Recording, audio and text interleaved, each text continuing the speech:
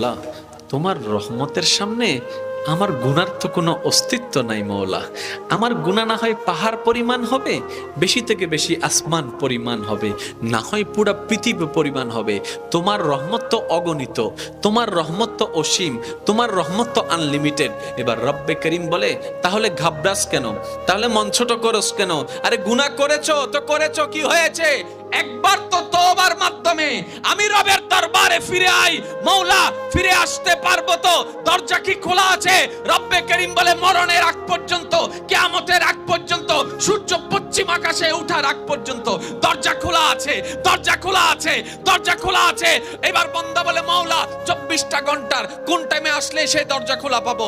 রব্বে করিম বলে, আরে ব্যাংকের দরজা খোলা থাকে নির্দিষ্ট সময়ে, অফিস আদালতের দরজা খোলা থাকে নির্দিষ্ট সময়ে, এমনকি ঘরের দরজাও খোলা থাকে নির্দিষ্ট সময়ে, এর বাইরে যায় না। কিন্তু তোর